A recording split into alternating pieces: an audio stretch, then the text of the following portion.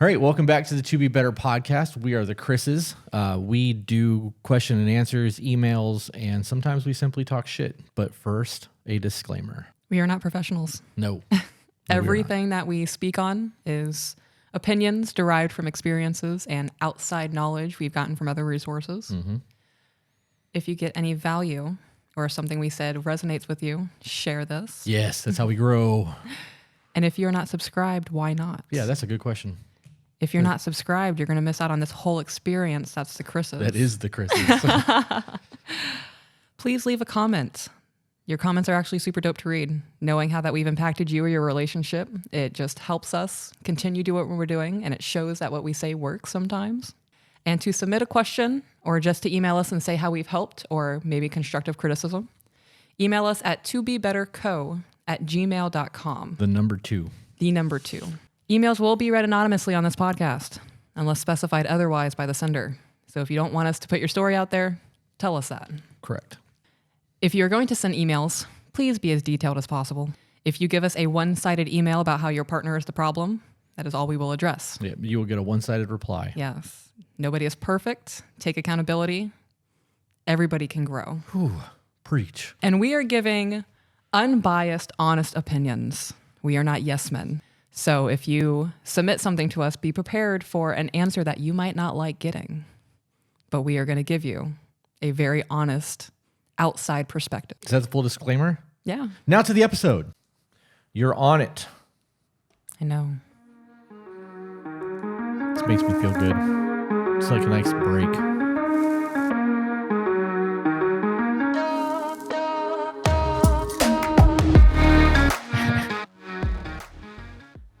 I really, really enjoy that sound. Me too. I really do. I don't know what it does, but in my mind, it's triggering like the desert in Dune. I don't know what it does about that, but just the sound waves and shit creates a desert in my mind. Interesting. All right, guys, we're back. I don't know where this one's going to end up, so I'm not going to tell you YouTube or Patreon, but it could be on one or the other. So if you don't subscribe to us on Patreon, there will be a link in the description of this video. I highly suggest that you check it out. There are 3 tiers for you to support us on: $5, $10, and $15. $5 is a thank you. The only thing you'll get for that is our gratitude. $10 gets you some exclusive content, and $15 gets you all of the exclusive content and live streams with us when we get them up and running. It also helps continue the effort that we're doing here. Mm-hmm. Even though we've already spent the money to get all this going, we are still continuing to spend money to get this going. And or to continue this going. Mm-hmm. So until we're monetized on YouTube and actually generating revenue, that way the Patreon does help. We greatly appreciate it. Do you have anything you want to talk about before we get into this? I feel like we should do one more video today and just do like a stupid thing for Patreon where we just banter. Yeah, I think we should talk about the last few times we went out and took pictures. We should absolutely do that. I'm super excited about my cooking videos. Yeah. I feel like Rachel Ray. Yeah. Me and my apron. I also feel like I need to get like different aprons. Yeah. That we can like switch it up. You just want more aprons? A little bit. That's fine. I'm going to, if you remind me, because I already reached out to the guy that makes our t-shirts, that we need new shirts for the shop. And if you remind me the next time I email him to ask him about aprons, I'm sure he can get them. And we can get them embroidered. Because they do embroidery there. Oh my God. Yeah. And we could do like giveaways. Like once a month where we give away an apron to somebody on Patreon. You know what my mom told me? I was telling her about the aprons and the clothing line and stuff. She was like, you need to put on like one t-shirt or like on an apron that just says Silly Goose. I love that. That should be the name of your clothing line. Oh my God. Why am I getting emotional? Because you feel so understood right now. I really do. If you were to tell like little 12-year-old me one day you might have a clothing line and it's going to be called Silly Goose.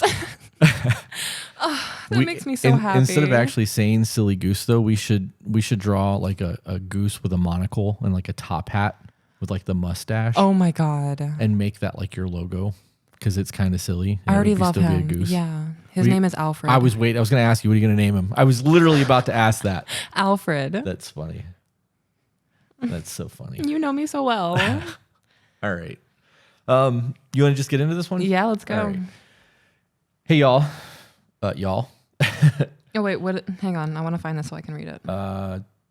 Texas Traditional is the name of the email.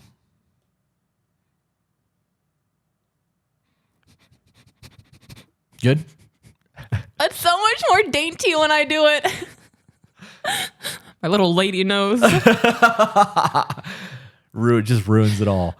There's no heft behind it. Yeah. It's stupid. All right.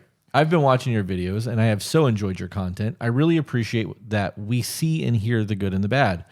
You don't put out an image of perfection. You show your quirks and down days, your history and past. She did the hand, the chef kiss hand. You look so very confused. Right. I feel like I'm not on the same email. This one was sent on the 11th. Okay, that's just strange. Everything you just said, I'm not seeing at the top. I see I see the it's with the lips. Yeah. But everything you just said above that, I don't see it. Weird. Maybe it's because you're on the iPad. I don't know. Okay, but okay, now I know that we're on the same thing. Yeah. Sorry about that. Which is also the reason I am comfortable asking your thoughts on relationship. You ask, you get. Oh, yeah. My husband and I have been married 18 years, together for a couple years before that. I am almost 38 and he is 40. We have come a long, long way.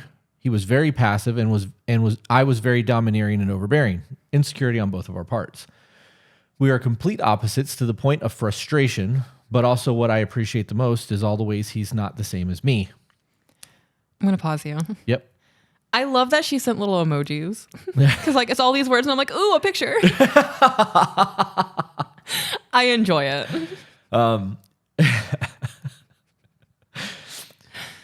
He has grown into an incredible man. He had a rough childhood, never given security, screwed over by those who should have loved him most. There's no reason he should be the kind, loving, gentle husband and dad he is, except he chose it, period. There's nothing too big for him or too beneath him for us if we need it. And I'm going to pause there. Mm-hmm. Except he chose it, period. Right. That is everything I have ever said in every video that I've ever made. Everything that you do in life is a fucking decision. Right. It's a choice. Mm-hmm. And I don't care what the scenario is, you will always have a choice. It could be just simply the way you choose to handle the situation, but you have a choice. Mm-hmm. If this man had a horrible childhood and he made a decision to be a good man, kudos to you, bro. Yeah. Because that was me. Like I could be the biggest piece of shit on the planet right now, completely blame my past experiences. Mm-hmm. But instead I chose to do the work and decided to try to be better every day. Nothing too big for him and nothing too beneath him for us. That's a good man. That is a good man. That's a good statement. Oh boy is on top of it. He is. That's literally the definition right there. Yep. It makes me feel good. He is our protector and provider and makes all the big decisions. He is wonderful about taking our feelings into account. I stay at home and homeschool our 6 kids. Pauses for what the fuck 6 kids. I was actually going to say you treated your vagina like a clown car.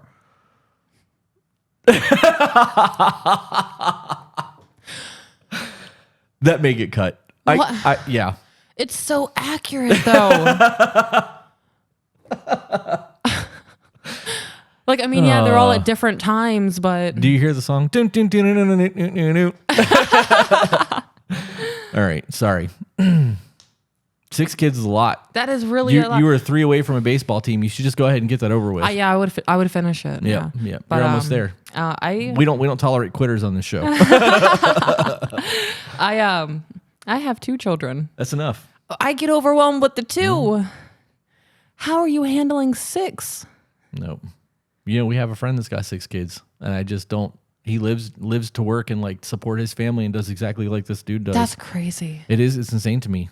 But they also have 3 cats and 2 dogs and 900 guinea pigs, and they're just full of love. They are. They got a lot to give, I guess. It takes I don't have that love. much love. I do not. No, my love meters is kind of capped out with you, and that's about as far as it goes. Yeah. She said, I'm in the process of doing the work in quotation marks this last year. And while it does bug me, I didn't get the tools to really make change until almost 40. I can say the last 6 years has been a slow progression in working on myself and my stuff. So, ... Oh my God, you said the exact amount of dots. Pause for effect. Did you count those dots? No, I just looked at the screen and did it. I don't know. Did I just Rain Man that? I think you did. Wow. I understood that reference. It's because we watch movies now. I love that. I feel like I'm a part of something, guys. Lots of things have come up in that work, and I am processing, and I have a couple things I'd like to hear your thoughts on. One, period. If the beginning of our relationship was completely flipped from what it is now, and so there was no damage done before and after our meeting each other, so as a result, he is painfully unable to really open up. Why did she say if? Did I not understand that? I think... If the beginning of our relationship was completely flipped from what it is now. Okay, so there was damage and it's good now. And so there was no damage done before and after our meeting each other. So as a result, he is painfully unable to really open up for a very real concern of being judged or invalidated in the past. What can I do as his wife to make sure I encourage him enough and make him feel secure? I know he knows that I'm not the same person, just as he is not the same. I also know he says he trusts me, and I believe I have earned that trust in recent years. I also know that pain and insecurity is what is what it is once you're burned. Pain and insecurity is what it is once you're burned. Also, there is an immaturity there that he just hasn't had practice dealing with and processing things because he tends to internalize and just do the next thing and not focus on himself. We talk about these things between the two of us, and of course, two of us, of course, but I was hoping you might have some practical advice for me so that I am a benefit to him and give him peace in this area. That's a lot. That is a lot. Does he watch our podcast? I don't know. I think it would help. I think that it sounds like she used his trauma against him at one point. I know that he knows I'm not that same person, just as he is not. The sentence before that said, "What can I do as his wife to make sure I encourage him and make sure to make him feel secure? I know he knows that I'm not the same person, just as he's not the same." What I understood from that was that it's not the same person as in she's not the one who caused that in him. Mm-mm. That's not how I took any of that. I think because she said that they had a really shitty beginning. Right. Look, as a man, we made a TikTok together that's got like 300,000 views about women using men's emotions against them as weapons. Right. I would hope that if we've been together for a life sentence, 18 years plus, because she said 18 years plus a couple of years before that, 20 years is a life sentence in the state of Florida. Right. So if we've been together for a life sentence, I would hope that there's nothing left on the table, that I've been able to completely trust you and unload and be completely vulnerable and tell you all of my demons and dirty secrets and all of my traumas, just so that you can understand me a little bit better. In the event that I ever opened up and I tried to tell you something that happened to me as a child or a really horrible experience, and later it got thrown in my face in any way, and I'm just going to make one up, like, let's say that we were arguing and you were like, yeah, that's why you cried. You know what I mean? Or some stupid shit like that. Yeah. The likelihood of me ever indulging the need to tell you about my past would be gone, because I would rather just not give that to you and never have it thrown back in my face, because you don't have to know everything about your partner. You don't. I could have, a lot of skeletons in the closet and we're happy. So knowing those things is not going to benefit your life. It's not going to change the way that you deal with me, because you know most of the traumas that I'm still working through. Those life lessons are mine. I've learned from most of them. So it doesn't hinder your life not knowing them. I disagree. How? How am I supposed to understand you better if I don't know those things? Because you don't need to know all of those things. Right. But say one of those things is a reason you behave the way you do now in present day. And if you told me that, I'd be able to be like, okay, this is how he is experiencing it. This is something that has altered the way he views things. Then I can change my perspective on it. Yeah. And that can eliminate a whole issue in our relationship. Yeah. I mean, I guess I could see that. But I also still stand by that. I don't need to know. I'm not entitled to know everything about you. Right. I don't deserve that. That's something that's earned over time. And the longer you're with somebody, the more of that comes out. But that is an earned thing. You know what I Right. mean? And it's given because the trust is there. Getting someone to open up once that betrayal has happened is going to be very, very difficult. Oh, I would never do it again. Because they no longer feel secure in talking to you. And as somebody's partner, you're supposed to be their crutch. You're supposed to be that one person in the world that is there for them no matter what. In that scenario, if that had ever happened and you were trying to correct that and get me to open back up and be vulnerable with you, I honestly can't give you a scenario that it would take for me to do that. I would just need to see that you've changed. And it would be hell to put myself back out there knowing that it could come back to me, you know what I mean, and bite me in the ass. So in that scenario, the only thing that I can say is that it's going to take time and he's going to have to learn to love and trust you on that level again. Love is always there, but love's not enough. We've talked about that at length. Yep. The trust is it has to be there. He has to be 100% secure in knowing that you are not going to ever throw that back into his face. And I will also say that in the event that this has been his life for 40 years where he has internalized everything and pushed everything down and put the cap on it, the likelihood of him ever changing is slim because this is his personality. This is the way he copes and deals with things. Trying to get that man to change that aspect of his life will probably never happen. It's also going to cause a lot of tension. It could, especially if you're pushing for it and he doesn't want to let go. Right. Because now you're going to be pushing for something he's uncomfortable with and you're trying to, come on, babe, just talk to me. Just talk to me. Like, and you can be seeing it as he just doesn't want to open up, but in reality, he just can't. And now he's starting to feel like a failure because he can't open up to his woman. That's a whole thing. Yeah, I didn't think about the failure aspect of it. I was thinking more along the lines of my experiences in that once I take that cork off the bottle, I won't be able to put it back on. Right. And I have cried in front of you quite a few times, but I've never let go. Like, because I know, like, I truly fear that in the event that I truly let go, I will be Baker acted. There's just too much in there. And for the most part, I'm happy. So like, I'll pop that cork and stuff some shit in there and put the cork back on it.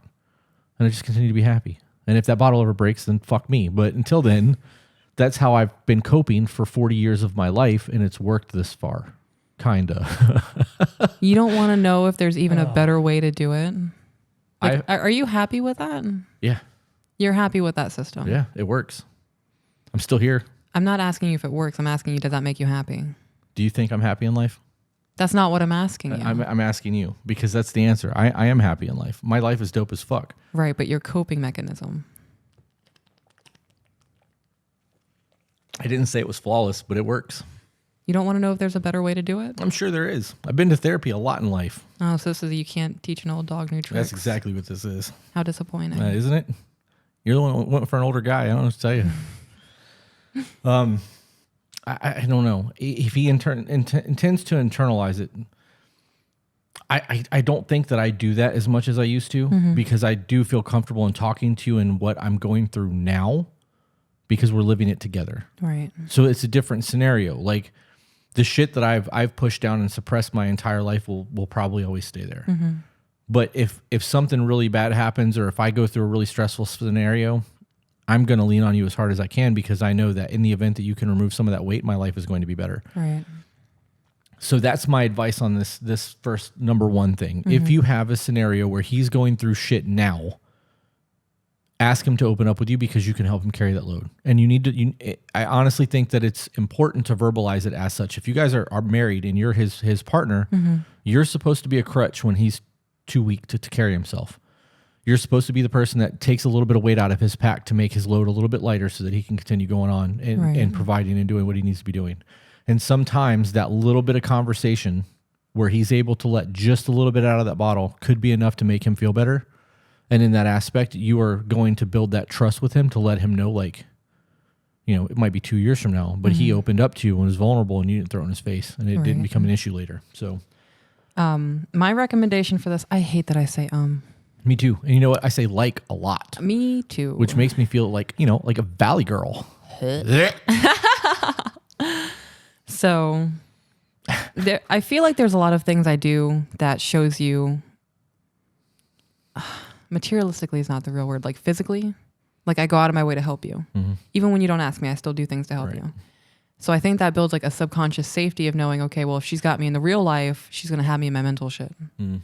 So my recommendation would be, you know, if he's doing a lot of things, because she's even said that he doesn't take time to focus on himself. He just goes from thing to thing to thing to thing.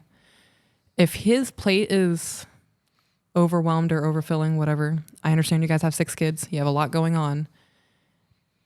Say he has 10 things to do throughout the day. If you take 2 of his things and just do them, that's 8 things say he only has to do that day. Which frees up time. Right.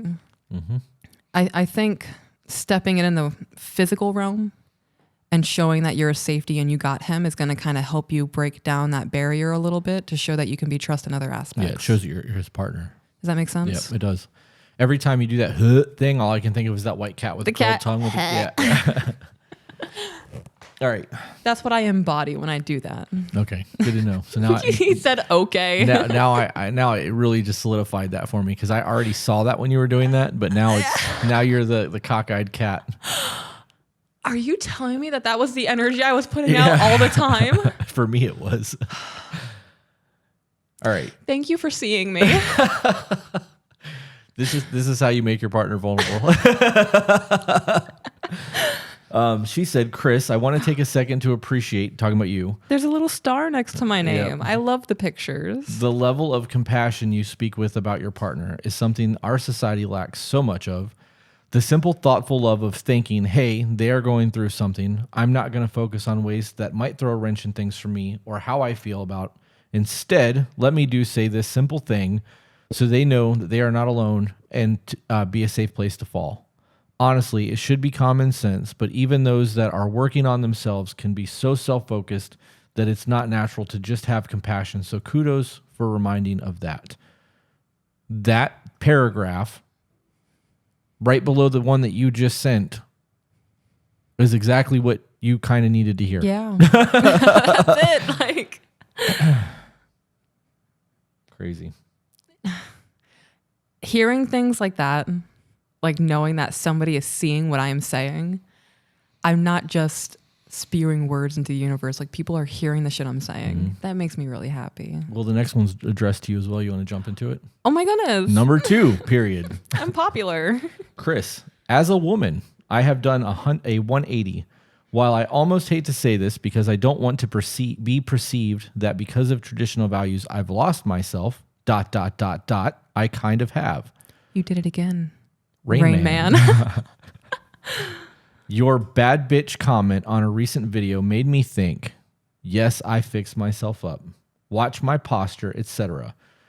I super related to all of that. However, my extreme black and white perspective and religious legalism has taken a 180 also, and now I'm sort of reeling, trying to pinpoint who I am and what I stand for, and don't do well without that vision. Have you experienced any of that and any thoughts or resources maybe to get a handle on who you are when all of the changes leave you reeling? After 6 kids, all born in 9 years, a small farm, and a back problem. I mean, 6 kids, I bet you got a back problem. Picking them up. I was going to say making them, but you know. I mean, that's the extent of what you have to do. Carrying those kids for 9 months hurt my back. Picking them up hurts my back. Bending over to help put on pants hurts my back. I'm an ass. Anyways. Why do you say that? Yeah, anyways. Wait, why did you say that? I'll explain later. Did I make you feel bad? No, there's a whole lot of blowing her back out jokes. Oh my goodness. I was genuinely concerned that I just hurt your feelings. No, I was trying not to get us kicked off YouTube or to offend this woman because she's been super cool on all this. And I bet she had a lot of fun doing it though. I'm sure. I fucking hope so. She did it a lot. But in all reality, we're glad that you guys have a happy family. Yeah, absolutely. With my youngest being 5, getting my hormones worked out. Good for you. Good for you. Mm-hmm. Getting back injections to help my mobility. Being diagnosed with ADD, which is huge, and I feel a weight lifted, and that I finally feel able to tackle some of the things past surviving. That was all you. That's all me. So She's trying to find herself. She actually said I hope that made some sort of sense. It did until you got to the whole ADD and the youngest being 5 and the hormones thing, because then you went from asking questions to that train derailed. Right. But we got it because it's in writing, so we can just reread it. Okay, so she lost herself, and she's trying to find who she is again. Is that her question? Pretty much. So, to reiterate, your bad bitch comment on a recent video made her think, yes, I fixed myself up, watch my past posture, etc. I super related to all of that. However, my extreme black and white perspective and religious legalism has taken a 180, and now I'm sort of reeling, trying to pinpoint who I am and what I stand for. Okay. So first thing is she said, watch my posture. And I just like mentally checked to make sure I wasn't looking like a shrimp. When it comes to trying to pinpoint who you are, what are some things you enjoy? Do you like reading? Do you like coloring? I like sitting outside in the grass, looking at the sky, listening to the wind in the trees. One of my favorite sounds. That always makes me happy. I embrace your weird. If you have a funny thought, say it. It'll make you laugh. If nobody else laughs, fuck them. It's your story. I would also recommend watching like self-help YouTube videos. That's something I do a lot. Yeah. And listening to those self-help videos and understanding psychology and why certain things make certain people behave a certain way. That also helped me figure out who I was as a person, because they would say something, I'd be like, oh, I do that. Well, you do that because of this. And I'm like, ooh, I don't like that. And it makes me change patterns in my behavior. And like you did with the whole eulogy thing, it wasn't really more of like me planning about what people wanted to say when I die. It's what people say when I'm not around. Mm-hmm. What do people say behind closed doors? There are people who have conversations about me because they knew me 5 years ago. Right. Those people are still having conversations about you from who you were 5 years ago. And I think about what would want to be said about me in those conversations. Like if I was able to portray myself in a way that people talked about me, I want it to always be in a positive light. Right. It's a journey to figure out who you are. I recommend reading. Who you are is ever changing. Yeah. You're going to evolve, because at some point in life, you're going to be a mother and a wife. Mm-hmm. And then when the kids move out, you're not going to be a mother and a wife anymore. You will always be a mother and a wife, but the way that you identify yourself and the things that are important to you is going to evolve. Mm-hmm.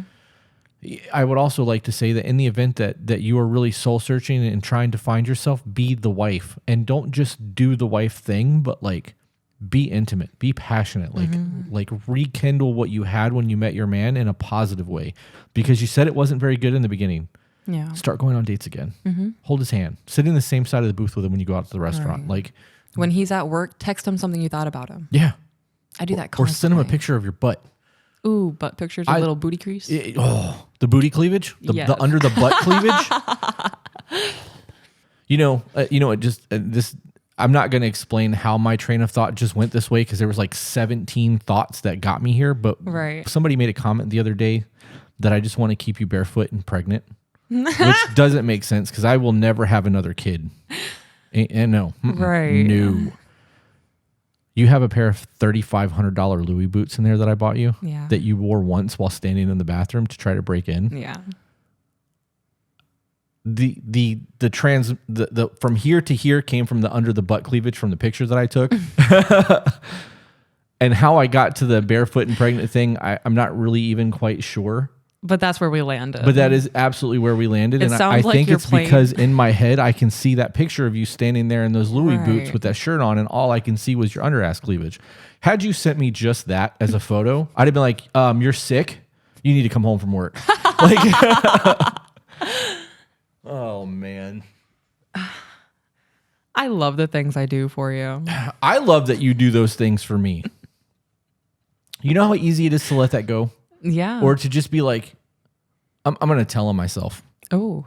Last night you were like, stand in front of the TV and turn around and flex your arms for me. Yeah. And I'm like, no, I'm not doing that. Like, because I was having a really low self-esteem day yesterday. Yeah. Like I felt like garbage. And every time I looked in the mirror, it made me feel more like garbage. I was having a bad body dysmorphia day. I haven't felt good about my appearance in probably 3 weeks. So like I haven't done any of that, even for myself in private, to see if I'm making changes. I just don't care. I wake up and put my shirt on my way to the bathroom to pee in the morning.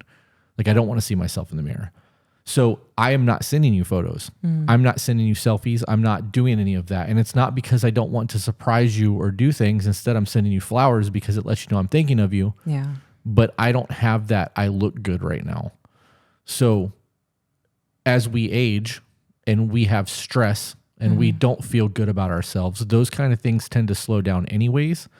Unless you're young and you need attention from the internet, and then you just post your selfies for all your followers to be like, oh my God, you're so attractive. And dudes be like, yo, what's up in the inbox? Even though you're with somebody. Not that you do that, but Right. other people your age absolutely do because we see it constantly. I just called out a whole lot of people. Oh no. Don't offend anybody. We can't do that here. But age is going to catch up to everyone. And at some point, you're not going to feel like you're hot shit anymore. Right. And when that happens, you are less likely to send those kind of photos. So the fact that you know that I'm still super into you, and even on days that you don't feel good about yourself, you still send those, it is like a reward for me. Like I'm super fucking into it because I know that you have days like I had last night or that I've had for the last 3 weeks. But you do it anyways. And in the realization of that, I should have flexed in front of the TV last night. Yeah, you should have. I don't feel like an ass. No, don't feel like an ass. But these are the realizations that we have in real time on these things because we do work through a lot together when we do this, and it's never a fuck you thing. No, it's ever. not. It is. I just realized that, and I would have never put that together ever unless we were having this just general conversation. Wow. I thought you had that thought and just you remembered and wanted to say it. Well, I remembered the booty picture. Right. No. But all of this that's unraveled since then is just natural conversation, and this is the way my brain works. That's crazy. It technically. Shut up. I am certifiable. I have paperwork.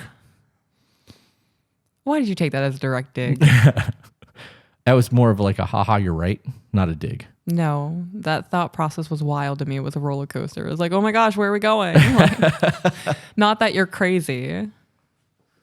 Quit it. No. Make me. I love the pouty face. That don't work. Your mind is like Wonka's Wonderland to me. Like the boat ride? Stop degrading it. The boat ride was fun. We have no way of knowing. You drank that. You drank the water and all I heard was blah, blah, blah, blah.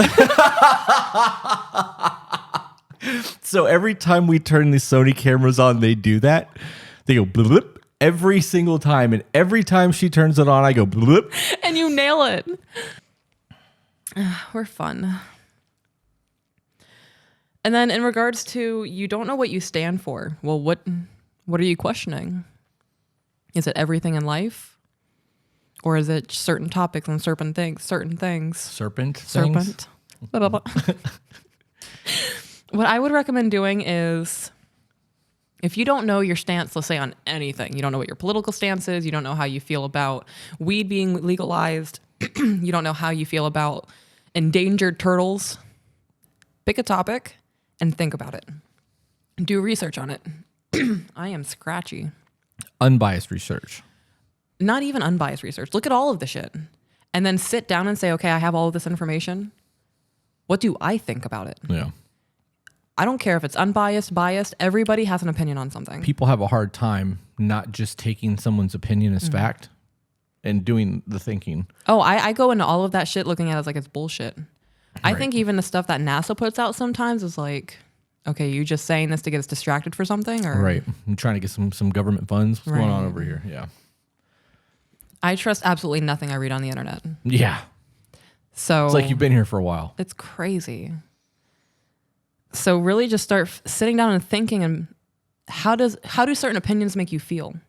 Is that something you'd want to tell your children? And if you're like, well, no, that opinion's kind of, I wouldn't want my kids to think that. Okay, then you're against that. That's a good point. You know? That's really kind of how I form my opinions on things. Would I want it to happen to you? Would I want it to happen to me? How is it going to affect my kids?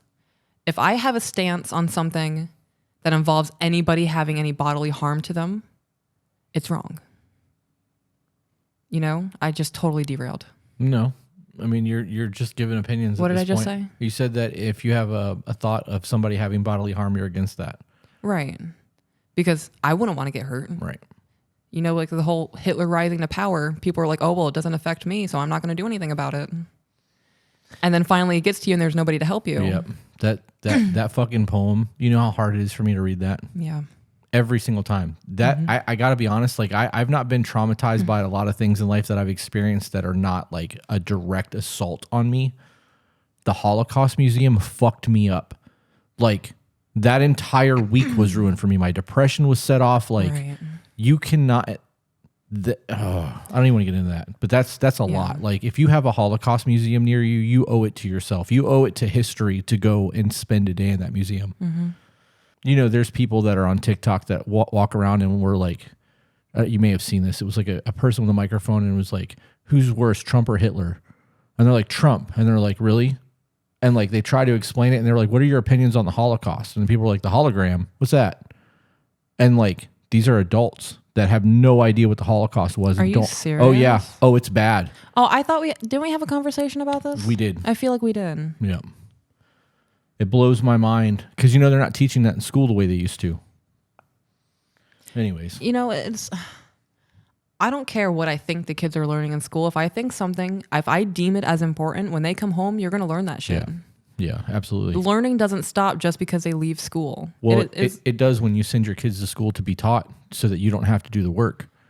And there's a lot of people out there that look at school as a daycare. They literally just send their kids to school so they don't have to worry about raising them while the school indoctrinates them into what they're doing. And that's going to piss off a lot of people. But think about the last time that you sat down and read a book with your kid or did flashcards or sat down and like had a discussion about them about their homework where it wasn't a matter of I can't do this.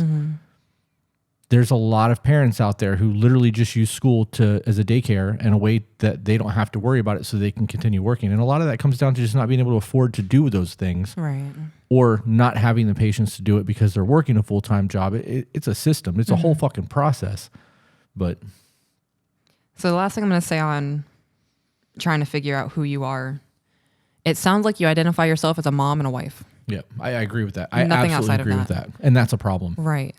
The way that I view myself, I am a mom, I'm a wife, I'm a saxophone player, I'm a piercer, I'm a tattoo apprentice, I am obsessed with nature, I'm a cook, Photographer. what's a novice? A novice photographer? Novice. Novice. Yeah, there you go.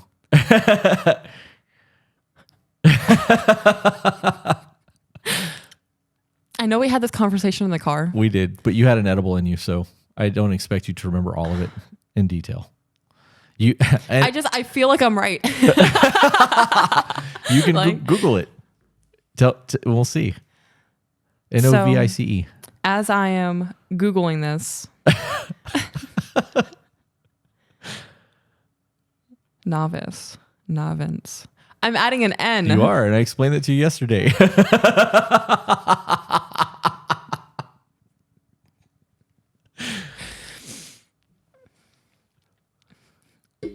I love you. And I gotta be honest, this is the kind of dumb shit that goes on between us all day long. And it is so fucking entertaining to me, even when I'm on the other end of it. It's fun. Learning happens at home, guys. The public school system failed you.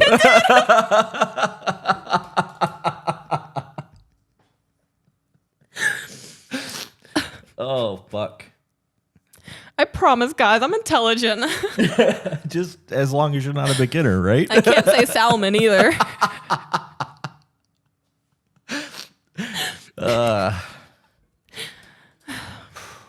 She said, P.S. Your sexy banter with each other has reminded me to say out loud to him all the dirty things that go on in my head about my husband. It's been fun. I'm sure he thanks you. He does. I love that. He doesn't. He may not know that this is a you thing that made all this happen, but I guarantee you his life has improved. Oh, yeah. Those little compliments and you telling me that I look good in my shorts, or I was going to the bathroom a minute ago and you're like, you got sexy knees as you walk through the... I specifically stopped and it started at your thigh. And I was like, wow, what a nice thigh. I'm like, I should tell him that. And I was like, wait a minute. And I followed the road to the kneecap and I was like, he has really nice knees. So I said it. at the time I was like, wow, thanks, babe. Like, who says shit like that? But it was still a compliment. And it was a genuine compliment because you meant it. Fuck. It really was a genuine compliment. Like those could be on a magazine. I have the bee's knees. Oh my God. Okay. You really do. I think we need to take a break. Yeah. Yeah.